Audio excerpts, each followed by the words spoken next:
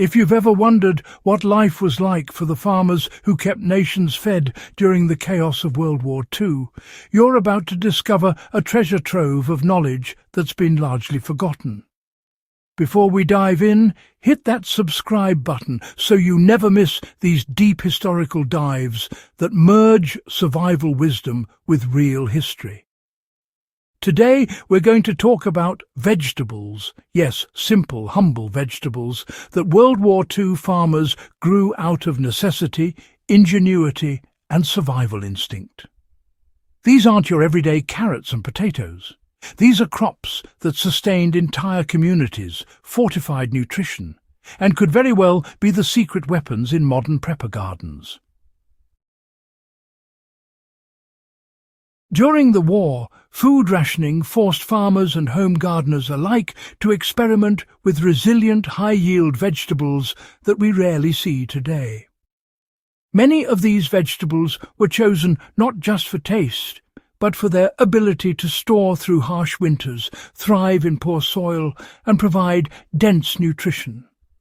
The fact that they've fallen out of favour is more a testament to convenience than value. Let's revisit 9 of these forgotten vegetables and discuss why they deserve a revival. Farmers relied on salsify to replace expensive roots and boost nutrition. Salsify, often called the oyster plant, was a staple in wartime gardens. Its long, slender roots are rich in vitamins and have a surprisingly mild, almost nutty flavour. Farmers loved it because it could be stored through winter without losing nutrients, making it a reliable food source when imports and fresh produce were scarce. Modern preppers can use salsify as a winter crop. Plant it in deep, loose soil in early spring and harvest late fall.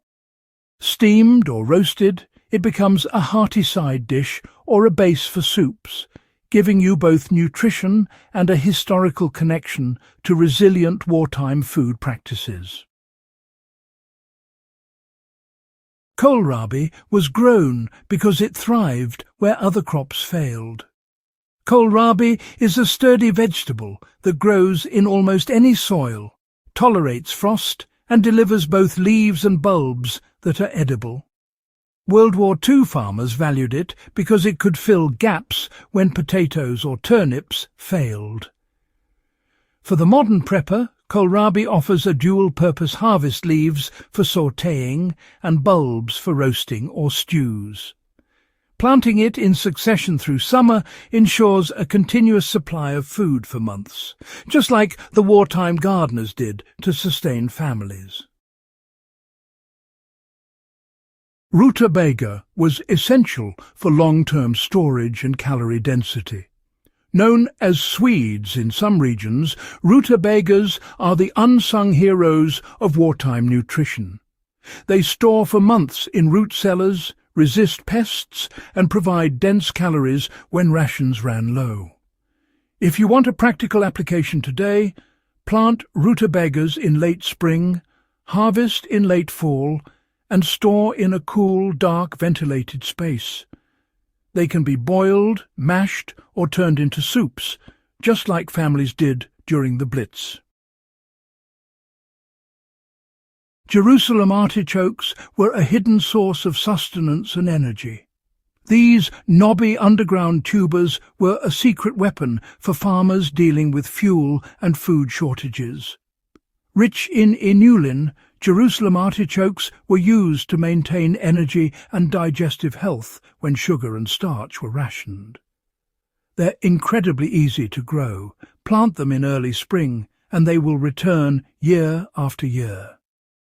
Modern survivalists can benefit from these tubers by planting them along fence lines or in low-maintenance beds, providing a perennial source of food. Celeriac was valued for flavour and storage during the war. Celeriac, or celery root, may not be familiar to most modern cooks, but it was a staple in wartime soups and stews. Its earthy flavour adds depth to dishes and stores well through winter. For preppers, growing celeriac is straightforward if you have loose, nutrient-rich soil. Harvest roots when fully matured and keep them in a cool, dark storage area. Integrating it into your meals today reconnects you with the tastes and techniques of historical survival diets. Cardoons provided both edible stalks and a winter crop option. While they look intimidating, cardoons are related to artichokes and were prized for their stalks, which were eaten like celery. They grow tall, tolerate frost, and were an efficient way to extend vegetable availability into late winter. Preppers can grow cardoons in the garden borders, harvesting stalks over a long period, ensuring consistent nutrition when conventional crops are no longer viable. Sea kale was a coastal secret for enduring nutrition. During the Second World War, coastal farmers often turned to sea kale, a hardy perennial, to supplement rations with greens that were high in vitamins. Sea kale tolerates poor soil and salty conditions, making it ideal for those marginal areas along the coast. For modern survivalists, planting sea kale near fences or in coastal gardens offers a durable source of greens year after year.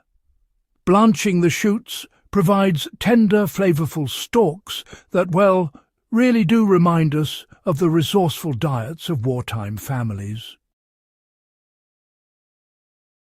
Skirret provided a sweet root alternative for desserts and stews. Skirret, which is a bit of a forgotten root vegetable these days, was valued for its sweetness and its storage capabilities. It can be boiled or roasted, providing a comforting, high-calorie addition to meals during lean times. Preppers can cultivate skirret in small garden plots, enjoying its unique flavour while, connecting directly to the practical, survival-oriented diets of Second World War gardeners. Good King Henry was the overlooked powerhouse green. This leafy perennial was highly valued during wartime for its leaves, which could be harvested multiple times in a season, much like spinach. Rich in vitamins and minerals, Good King Henry could replace scarce leafy greens and feed families throughout the growing season. Today, preppers can plant it in garden beds or allotments to ensure a steady supply of nutrient-dense greens, reducing reliance on, modern supermarket produce. Reviving these vegetables is not just about nostalgia. It's about resilience, nutrition, and connecting with the ingenuity of those who survived one of the most challenging periods in modern history. Growing salsify, kohlrabi, rutabaga, and the rest reconnects us with the practical wisdom of the past while preparing for an uncertain future. If you found this dive into forgotten Second World War vegetables valuable, make sure to subscribe to The Prepper Historian and share this video with fellow history enthusiasts. Rediscovering these crops isn't just a hobby. It's reclaiming a piece of history that could sustain us in ways modern convenience foods never can.